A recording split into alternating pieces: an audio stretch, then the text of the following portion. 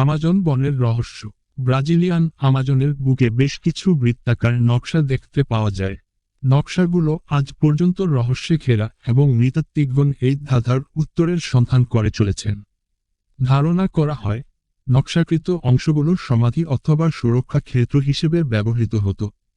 প্রচলিত মতে প্রাচীন অ্যামাজনিয়ানরা এই নকশার শিল্পী ছিলেন।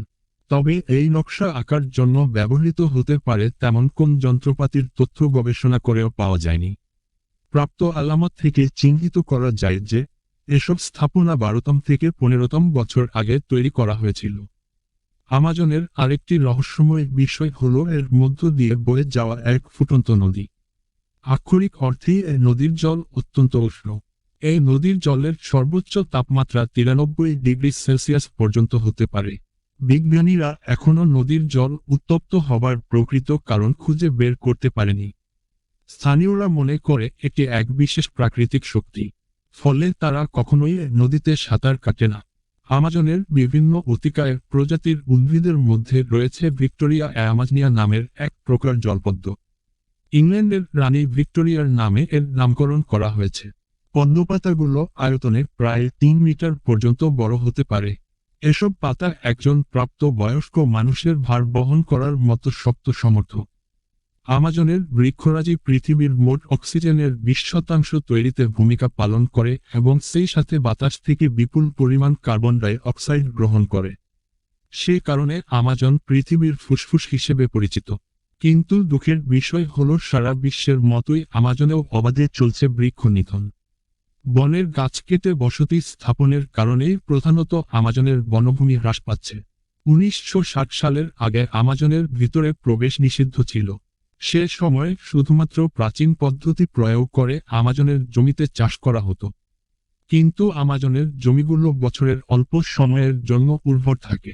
সে কারণে চাষিরা সবসময় নতুন জমির খোঁজে বন উজাড় করতে শুরু করে। 1970 সালে শুরু হয় ট্রান্স আমাজনিয়ান হাইওয়ে নির্মাণের কাজ। সৌভাগ্যবশত আমাজনের জন্য হুমকি স্বরূপ এই হাইওয়ের কাজ বন্ধ হয়ে যায়। তারপরও 1990 সালের মধ্যে আমাজনের 4 লক্ষ বর্গ কিলোমিটার এলাকার বনভূমি ধ্বংস করা হয়। 2000 সালে আমাজনের উজাড়কৃত বনভূমির পরিমাণ দাঁড়ায় 5,87,000 বর্গ কিলোমিটারে। অপরিকল্পিত বন নিধনের কারণে পরিবেশ বিজ্ঞানীরা ধারণা করেন আগামী 50 বছরের মধ্যে আমাজনের বনাঞ্চল বিলীন হয়ে যেতে পারে। এত দ্রুত আমাজনের বন নিধনের কারণে বিশ্ব উষ্ণায়নেও এর বিরূপ প্রভাব পড়ছে। আমাজনের জনগোষ্ঠী বা আদিবাসী। আমাজন বনের সাথে মানবকুলের সম্পর্ক বেশ পুরনো।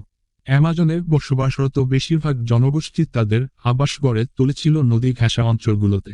যাতায়াত, মাছ ধরা এবং জমির উর্বরতার ভিত্তিতে তারা বাসস্থান নির্বাচন করত। অতীতে আমাজন বনে যে সকল মানুষের বসবাস ছিল তারা প্রচলিত বিশ্বাস এবং কর্মক্ষমতার ভিত্তিতে বিভিন্ন সমাজে বিভক্ত ছিল। বর্তমানেও বিভিন্ন জাতের প্রায় 2 কোটি আদিবাসী মানব আমাজন বনের ভেতর বাস করে। 16তম শতাব্দীতে অ্যামাজনে ইউরোপিয়ানদের আগমনের ফলে অ্যামাজনিয়ানদের জনসংখ্যা হ্রাস পেতে থাকে। গবেষণায় দেখা যায় আমাজনের 11.8% জায়গা সেখানকার আদিবাসীরা ব্যবহার করেছে। কিন্তু তাদের দ্বারা বনের জীববৈচিত্র্যের তেমন কোন ক্ষতি সাধন হয়নি। অথচ আমাজন অঞ্চলে ইউরোপিয়ানদের আগমনের পর থেকে বনের জীববৈচিত্র্য ব্যাহত হতে থাকে। বর্তমানে আমাজন বনে প্রায় 400-500টি ইন্ডিয়ান আদিবাসী জনগোষ্ঠী বাস করে।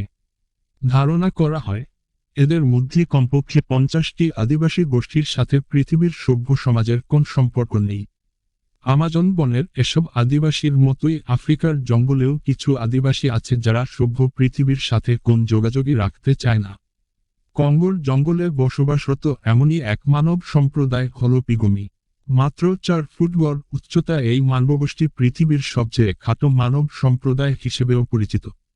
সভ্য সমাজের কাছে বন মানুষ হিসেবে পরিচিত জঙ্গলের সন্তান এই পিগমি মানব।